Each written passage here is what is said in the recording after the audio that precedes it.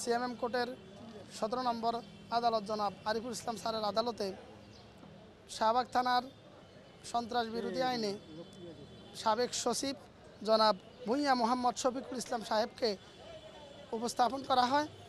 বিজ্ঞ আদালত উভয় পক্ষের বক্তব্য শ্রবণান্তে এই আসামিকে জেল হাজতে প্রেরণের নির্দেশ দেন। আসামি পক্ষ এই আসামির জামিনের জন্য প্রার্থনা করেন। আমরা রাষ্ট্রপক্ষে এই আসামিকে কেন জামিন দেওয়া হবে না সেই মর্মে আমরা আমাদের বক্তব্য উপস্থাপন করি। আমরা মাননীয় আদালতকে যে সাবমিশন রেখেছি যে মাননীয় আদালত এই ঘটনাটা ঘটেছে গত 28 আগস্ট 2025 তারিখে। সেখানে ঢাকা রিপোর্টার্স ইউনিটির হলরুমে তারা একটা গোল টেবিল বৈঠকের আয়োজন করে, যেটার আয়োজক ছিলেন জেডাই খান পান্না। জেডাই খান পান্নার নেতৃত্বাধীন এই গোল টেবিল বৈঠকে আব্দুল লতিফ সিদ্দিকী, ঢাকা বিশ্ববিদ্যালয়ের শিক্ষক কার্জন এবং গোলাম মুর্তজা পান্না, ঢাকা বিশ্ববিদ্যালয়ের আরও অন্যান্য শিক্ষক তারা এই বৈঠকে উপস্থিত ছিলেন।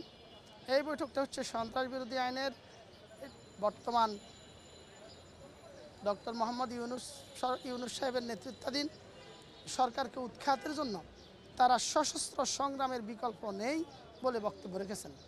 আমরা মাননীয় আদালতে যে সাবমিশন দিয়েছি যে মাননীয় আদালত এই সংগঠনটার উদ্ভব বা জন্ম হয়েছে 5 আগস্ট 2025 সালে।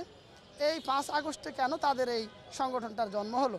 যেই 5 আগস্ট এক বছর আগের অর্থাৎ 2024 সালের 5 আগস্ট শেখ হাসিনা এই বাংলার জমিন থেকে চিরতরে পালিয়ে গিয়েছেন। এই 5 আগস্ট মানে 24 সালের 36 জুলাই। আর ঠিক সেই দিন কেন তাদের এই সংগঠনটার জন্ম হবে? অবশ্যই শেখ হাসিনাকে বাংলাদেশে ফিরিয়ে আনার নীল নকশার অংশ হিসাবেই তারা এই মিটিংটা করেছিল।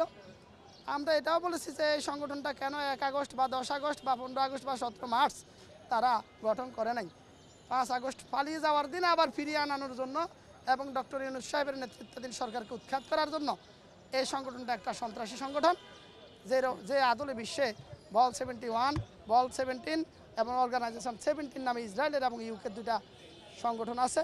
আমরা সেই সংগঠনের সাথে তুলনা করে বলেছি এই সাবেক সচিবরা, এই সাবেক আমলারা, এই সাবেক বুদ্ধিজীবীরা এবং সাংবাদিক যারা বুদ্ধিজীবী সেজে বর্তমান বাংলাদেশের সুশীল হিসাবে বিভিন্ন টক শোতে